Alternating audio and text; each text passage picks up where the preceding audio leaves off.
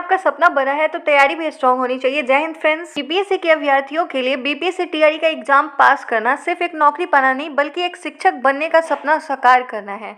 और अगर आप भी इस सफर में हैं और सोच रहे हैं कि कौन से बुक्स पढ़ें, ये वीडियो आपके लिए है। आज मैं आपको बताने वाली हूँ कि किन 4 बुक्स को पढ़कर आप अपनी तैयारी को टॉप लेवल पर ले जा सकते हैं और बीपीएससी टीआरई 4 में अपना सिलेक्शन पक्का कर सकते हैं। क्या लगता है आपको टीआरई 4 पास करना मुश्किल है? नहीं यार, बिल्कुल भी नहीं, मुश्किल नहीं है।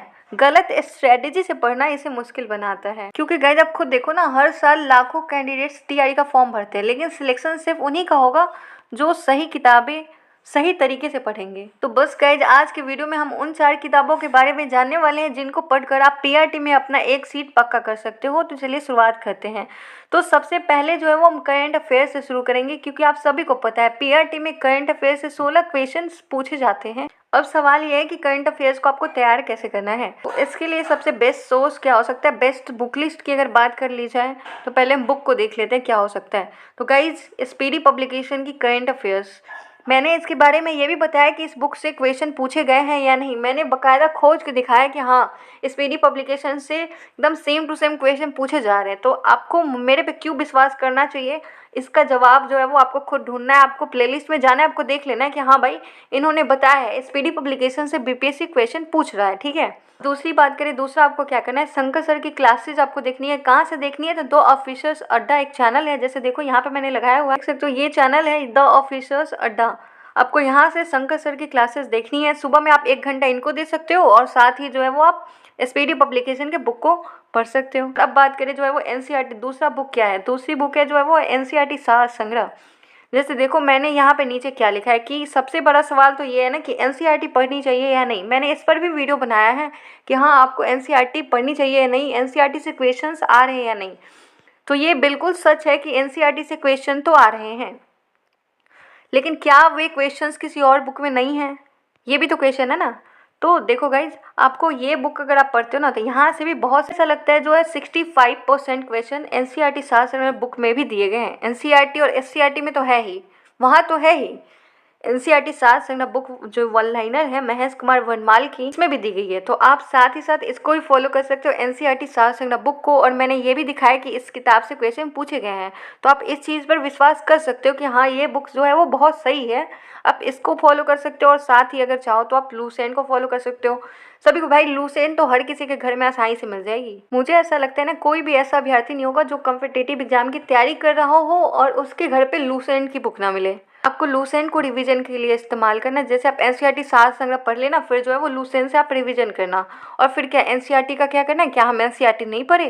तो इसके बारे में हम आगे बात करेंगे, लेकिन पहले हम उन 4 किताबों के बारे में देख लेते हैं। जैसे पहला मैंने क्या बताया, पहला है स्पीडी पब्लिकेशन करंट अफेयर्स के लिए, और साथ ही आप ये यूट्यूब चैनल का सहारा ले सकते हो, द ऑफिसर्स अड्डा के शंकर सर की क्लासेस। ठीक है, ऐसे ही आप जो है वो जीके जीएस के लिए क्या करोगे? जीके जीएस के लिए आप एनसीईआरटी सार संग्रह महेश बनवाल की बुक को फॉलो करोगे और साथ ही आप रिवीजन के लिए लूसेंट को पढ़ो। और ये गलती कभी मत करना कि पहले आप लूसेंट पढ़ने बैठ जाना। भाई कुछ समझ में नहीं आएगा, मैं बता रही हूँ, सच में कुछ भी समझ में नहीं आएगा। तो पहले आपको क्या करना है, पहले आपको लूसेंट बिल्कुल से भी नहीं पढ़ना यार। पहले एनसीईआरटी सार संग्रह पढ़ो, फिर उसको लूसेंट से रिविजन करो। लूसेंट का इस्तेमाल सिर्फ और सिर्फ आप रिविजन के लिए करो। फिर एनसीईआरटी कैसे पढ़नी है, उसको कहाँ से देखना है, ये हम देखेंगे। लेकिन उससे पहले एक और बुक है, ये पे देखो, ये किताब है, मैंने यहाँ पे किताब की फोटो भी लगाई हुई है, बीपीएससी पूर्वावलोकन। इसको आपको जरूर से जरूर देखना है भाई।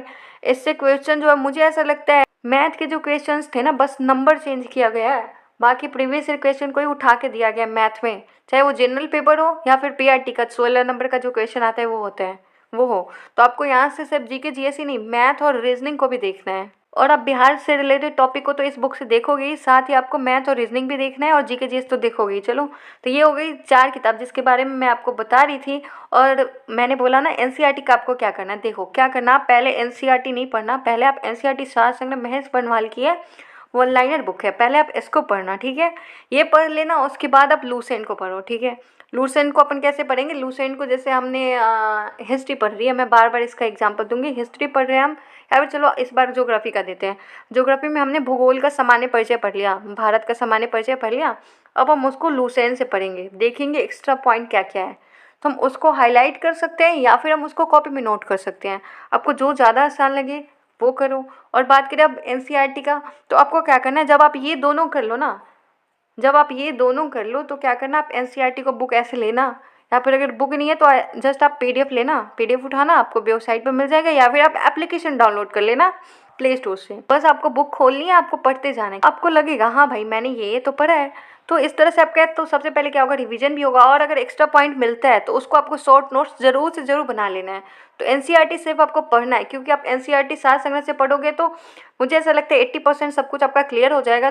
कुछ ही ऐसे पॉइंट्स होंगे जो आपको एक्स्ट्रा एनसीईआरटी बुक में देखने को मिलेगा, तो उसको आपको लिख लेना है। तो इस तरह से अगर आप 2 महीने का टारगेट लेके चलते हो कि हाँ भाई मेरे को 2 महीने में एनसीईआरटी सार संग्रह बुक पढ़ लेना है, जैसे मैंने बताया था कि अगर एनसीईआरटी सार संग्रह बुक में हिस्ट्री से अगर 1 पेज पढ़ते हो, ज्योग्राफी से 2 पेज पढ़ते हो, पॉलिटी से 1 पेज पढ़ते हो, तो इस तरह से आपका सिलेबस 60 दिनों में ख़त्म हो जाएगा एनसीईआरटी सार संग्रह से। तो ये जब ख़त्म हो जाए उसके बाद आप एनसीईआरटी को पढ़ लो। मुझे ऐसा लगता है कि एग्ज़ाम जो है वो मई में होगा, तो आपके पास अभी भी टाइम है। अगर अभी आपने शुरुआत नहीं करा है तो अभी से भी आप शुरुआत कर सकते हो। आपको बस इन 4 किताबों को ज़रूर से ज़रूर पढ़ना है। जब ये पूरा हो जाए और आपके पास टाइम बचे तब आप रिवीजन करना, और साथ ही साथ आप एनसीईआरटी को बस पढ़ लेना, और जो कुछ भी एक्स्ट्रा पॉइंट लगे। और देखो ऐसा होता है ना, जब चीज़ें हमें पहले से आती होती हैं तो पढ़ने में भी मज़ा आता है। तो जो आप पहले से बहुत अच्छे से पढ़ चुके हो, लूसेंट से पढ़ चुके हो, भाई एनसीईआरटी सार संग्रह से पढ़ चुके हो, तो आपको मज़ा आ रहा होगा एनसीईआरटी बुक को पढ़ने में। तो जो चीज़ वहाँ पे समझ नहीं है उसको आप फिर से बुक में आके देख लो, या फिर वहीं से देख लो, कोई वीडियोस देख लो, लेकिन आपको एनसीईआरटी लास्ट में पढ़ना है। ठीक है, आप ऐसा भी कर सकते हो। सबसे ज़रूरी बात यह है ना कि ये बुक को लोग अक्सर छोड़ देते, क्या कहते हैं कि भाई हमने तो जीके जीएस के लिए उतना कुछ पढ़ लिया, प्रीवियस ईयर क्वेश्चन को नहीं देखते। ऐसा आपको बिल्कुल से भी नहीं करना, आपको प्रीवियस ईयर क्वेश्चन ज़रूर से ज़रूर देखना है। और ये मत सोचो कि भाई हम तो पीआरटी की तैयारी कर रहे हैं तो हम जूनियर ये हेड टीचर वगैरह की क्यों देखें। यार आपने नहीं देखा होगा, मैं आपको बताती हूँ। जैसे 9th-10th में जो क्वेश्चन पूछा गया था ना टीआरई 2 में, उसके बाद जब पीआरटी का एग्जाम होता है तो सेम क्वेश्चन पीआरटी में देखने को मिले। तो इस तरह से आप ऐसा नहीं कह सकते कि हाँ भाई जो पीआरटी में पूछ दिया वो जूनियर में नहीं पूछेगा, जो जूनियर में पूछ दिया वो पीआरटी में नहीं पूछेगा। ऐसा कुछ नहीं है। आपको जो है वो टीजीटी पीजीटी मतलब जितने भी क्वेश्चन है ना इसमें कि आपको जरूर से जरूर देखना है। ये बुक यार बहुत ज़्यादा अच्छी है, मैं इसके बारे में क्या ही बोलूँ। अगर आपने इसको छोड़ दिया ना तो मुझे ऐसा लगता है कि भाई आपके सिलेक्शन पे खतरा हो सकता है। तो आपको इसको कभी भी नहीं छोड़ना, चाहे कुछ भी हो जाए। मुझे इस वीडियो में बस यही 4 किताबों के बारे में बताना था कि आप इन 4 किताबों को पढ़ के भी अपने सिलेबस को 90% पूरा कर सकते हो। मैंने जो करंट अफेयर का बताया ना भाई, करंट अफेयर अगर आप सिर्फ इतना कर ले तो स्पीडी पब्लिकेशन की बुक और शंकर सर की क्लासेस, मुझे ऐसा लगता है आप 16 में 13-14 तो पक्का सही कर लोगे। तो आपको किस तरह से कैसे करना है मैंने बता दिया। तो गाइज इस वीडियो में मुझे बस इतना बताना था कि किस तरह से इन 4 किताबों को फॉलो करके आप अपने सिलेबस को कवर कर सकते हो। तो अगर आपको वीडियो अच्छी लगी है तो वीडियो को आप लाइक करो, कमेंट करो, और कमेंट आप ज़रूर करना कि इसमें मुझे कुछ और ऐड करना चाहिए, क्या आप किसी और चीज़ को इसमें ऐड करके अपनी प्रिपरेशन को कर रहे हो।